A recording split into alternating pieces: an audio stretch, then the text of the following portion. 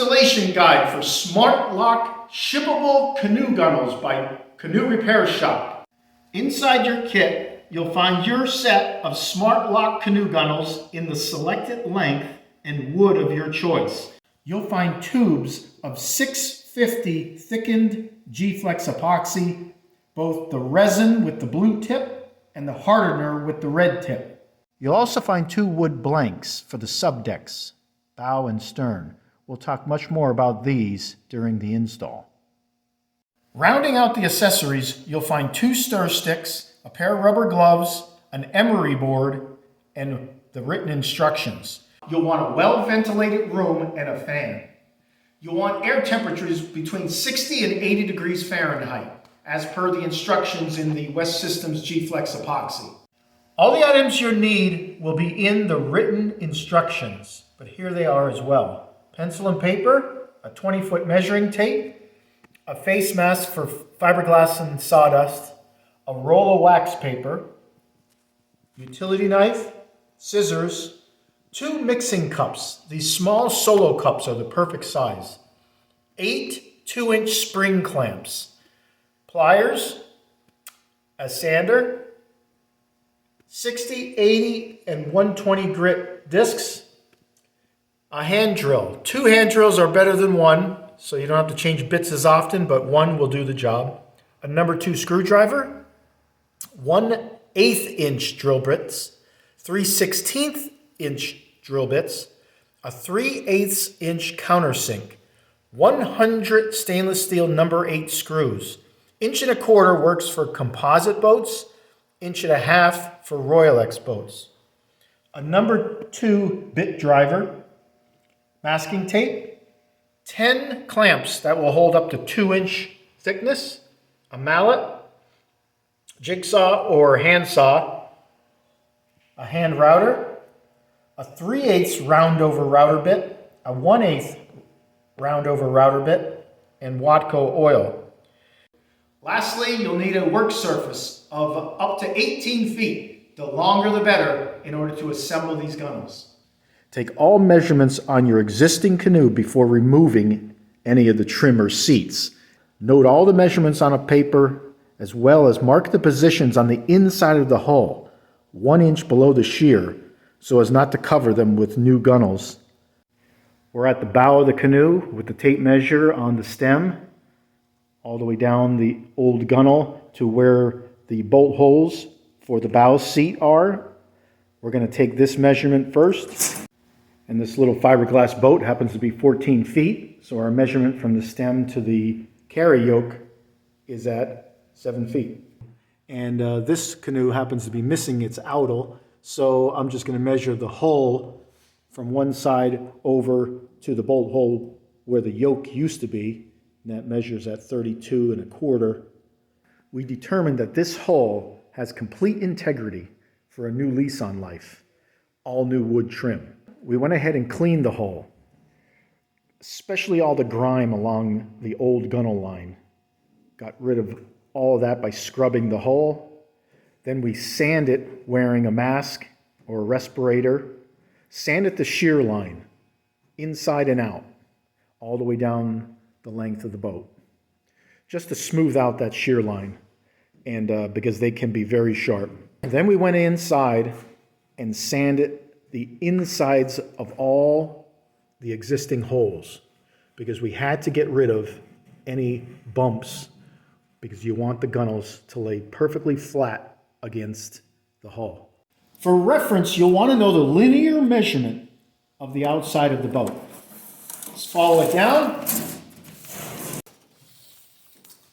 And we got 14 feet, 2 inches. Let's take a second to note how the SmartLock gunwale system is mainly designed for an installation where the gunwales will sandwich the hull. Then afterwards, a flat deck cap is then screwed onto the gunwales. There's a lot of potential for forming the innels so that there will be a seamless fit and more refined carpentry. But for right now, the SmartLock system is mainly for a sandwich and then the deck cap applied at the end. Now that you've prepared the canoe for the installation, it's time to start talking about bonding the gunnels. Roll of wax paper, 1 stir cup, the G-Flex epoxy, 2 stir sticks, and 8 2-inch spring clamps. Prepare the G-Flex epoxy. G-Flex comes with these little red caps inside each bottle. They come out.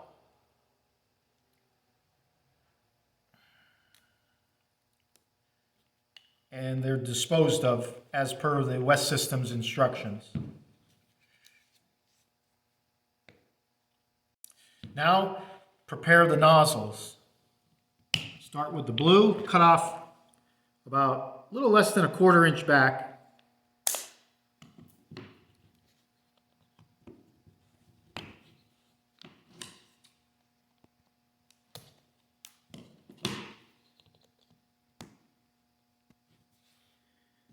All SmartLock gunnels are identical except for the drilled and countersunk innels and their length. The drilling and countersinking is on 7 1/4 inch centers. The lengths of the sticks differ.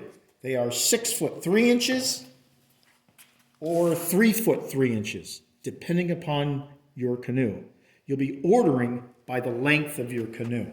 Separate the 6 innels from the 6 outles on the work surface. Lay out the innels with the countersunk holes facing up in 2 sets of 3 sticks. Lay out the outles in 2 sets of 3 sticks. Stagger the joints by about 8 inches because your spring clamps otherwise will get in the way of each other. Now underlay a piece of wax paper 3 inches wide by 6 inches long directly under all 8 joints.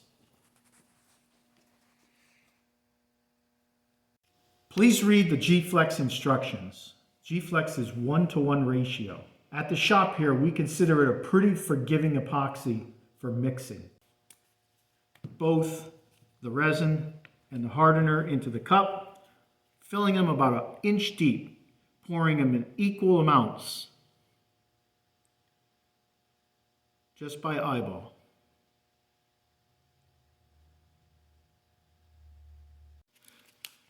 Mix for 60 seconds, scraping the bottom of the cup and the sides to really create a great mixture until the G-Flex is creamy yellow.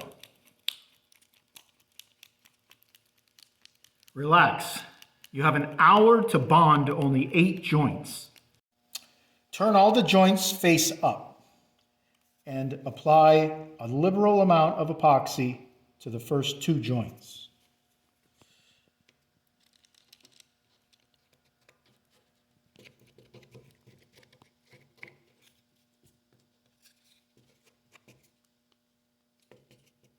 Be sure to get the butt ends and in the dovetails.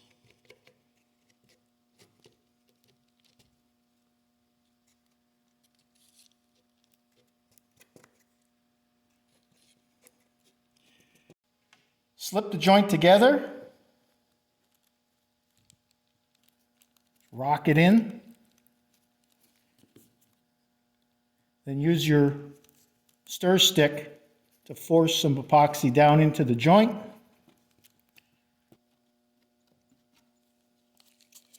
And set the second joint.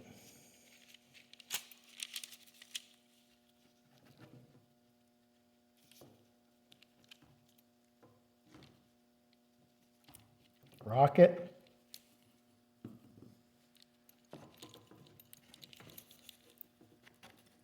When you have 2 joints paired up, go back to the first. Pop the bubbles, any large bubbles. Leave a layer on top of the joint so it migrates in. Everything else that's seeped down the sides, scoop it up with the stir sticks. And you can temporarily add that to the 3rd joint. This joint is pretty much complete. Then we go to the 2nd one and we do the same. Pop in those bubbles.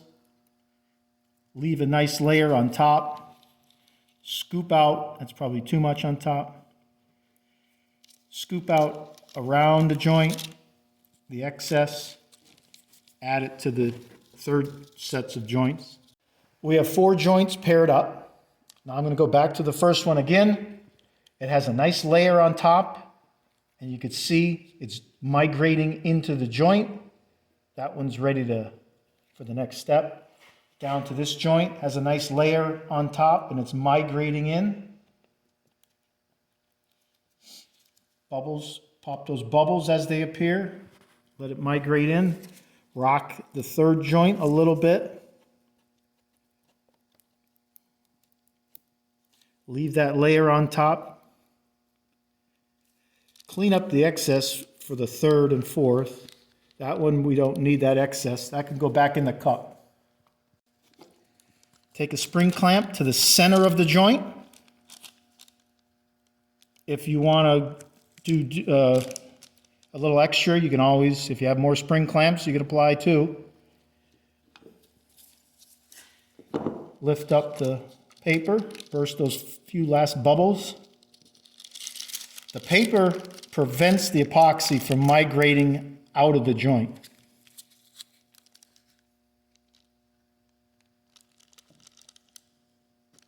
Make sure the joint is nice and flat to the table. So we've completed the other 4 joints, and now we're going to circle back and do a little visual of each joint and feel down where the paper is wrapping the joint. Push the epoxy back up again. Push it up along the sides. Get it up top so it can migrate down through the joint. Now stand down at one end of your work surface and look down the lengths of the gunnels. One gunnel might have a slow curve to the left or the right. What you're looking for is just to make sure there are no hard bends at the SmartLock joints.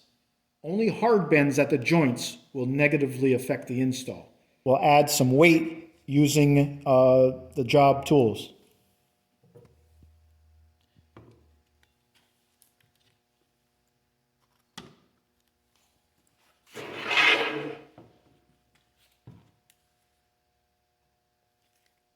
And again, let cure for 24 hours. 60 grit will remove the epoxy excess from the gunnels. Don't sand too aggressively because you don't want to shrink the gunnels at the joints. Here's a selection of the sanded SmartLock joints. A few things to note. It's a 20-minute process to sand all 8 joints. Take some time. Right after sanding, we flip the innels to their back sides, and the outholes, we choose a side to apply Watco teak oil. Want to give the inside of those gunnels a little preservative. Take the first innel and lay it across the entire length of the boat. And then we're going to get a closer image of how it overhangs each end. Here at the bow, we have 8 inches of overhang. And likewise at the stern, we have 8 inches of overhang. Knowing that we have 8 inches of overhang at the bow and the stern, we go to the center line of the hull, straight up to the nearest hole in the innel, and we mark that hole as the center line of the innel. Recall now that the linear measurement of this hull along the shear line is 14 feet 2 inches. If we were to cut this innel at 14 feet 2 inches, it would be too tight to fit inside the hull. It would bind in the bow and the stern. We're going to cut the gunnel at each end, starting from this center line marked on the innel. We're going to cut 7 feet to the bow, 7 feet to the stern, making this innel 14 feet. With the innel cut at 14 feet, which is the length of this hull, we bow the innel so that it fits inside the hull, in the bow and the stern, and then draw it back from the center line of the gunnel to the center line of the hull. Spring clamp the gunnel at the center of the hull and 1 time each at the bow and the stern. You'll find the ends of the innels have drawn back from the stems. We'll note here again that finer carpentry can be used so that the innels would mate perfectly at the stems. This installation, we're going to use deck caps, and those innel ends will be hidden under the deck caps. We've selected an uncut outal and spring clamped it to the outside center of the hull. At this stage, it has the same 8-inch overhang at the bow and the stern. And we've ensured 3 things: that no joint is directly across from another joint, and that no screw hole is in the path of the joint. So this screw hole is about 1 inch away from the joint where it needs to be. And lastly, we ensured that there's still plenty of overhang at the bow and the stern. Ensure that the gunnels are flush with the top of the hull, and then clamp the gunnels and remove the spring clamps. The thickness of this hull is kind of unique because it's not very thin like a Kevlar composite, and it's not a 1/4 inch thick like a Royal X hull. The 2 screws you'll need to consider for any installation are 1 1/4 inches on the left and 1.5 inches on the right. We're going to go with 1 1/4 inches because it will set a little deeper due to the countersink in the innel. Select your 1/8 inch drill bit for drilling the pilot holes into the outles for the number 8 screw. I use a little piece of blue tape to tell me when to stop so I don't burst through the outle. Pass through the innel and drill through the hull and into the outle.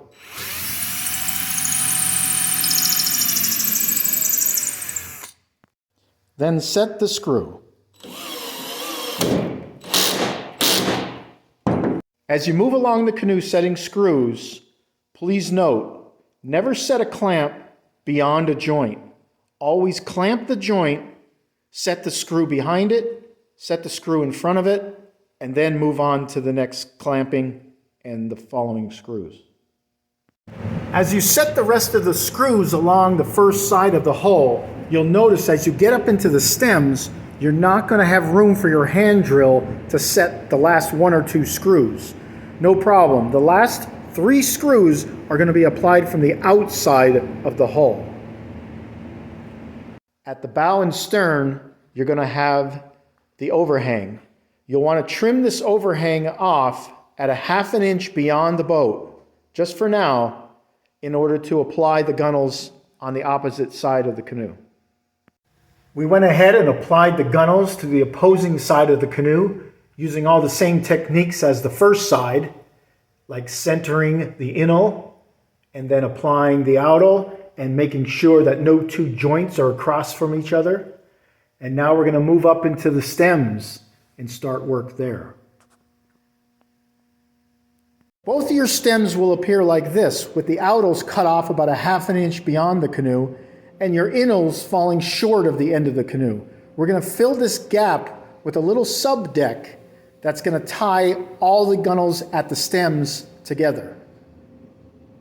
Pencil in 2 lines at the 5-inch mark from the end of the canoe on the innels, making way for the triangular shape of the subdeck.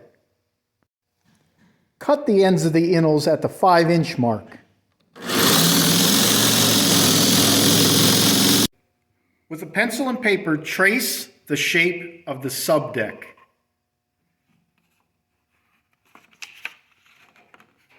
There's a good possibility you might get both of your subdecks out of one of 2 supplied wood blanks.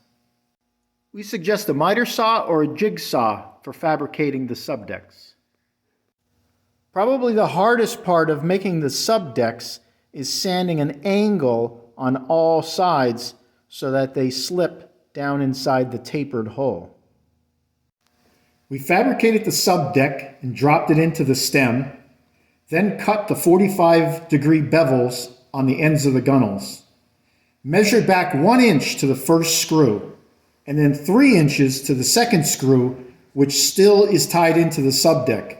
The third screw, another 2 inches back, has to go in to the inlet and connect those 2 gunnels. And then we set our final screw.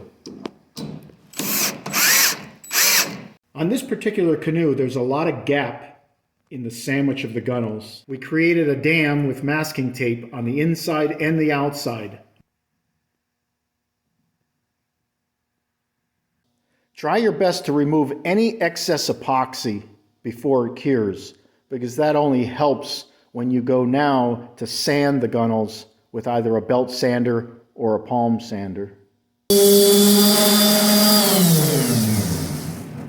Take care while you're sanding to remove all the epoxy, because epoxy left behind on the wood will not allow the Watco oil to penetrate. Our standard at the shop here is just to break the edge, top and bottom, of the inner gunnel and break the edge, the bottom edge of the outer gunnel. And we'll round over the top edge of the outer gunnel in the next video.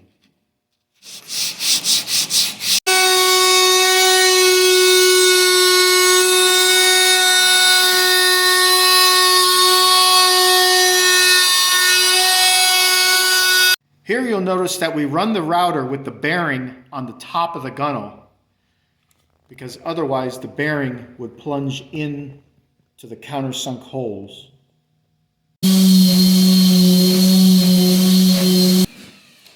Another great option for rounding the gunnels is to use your orbital and an 80 grit pad and a rocking motion.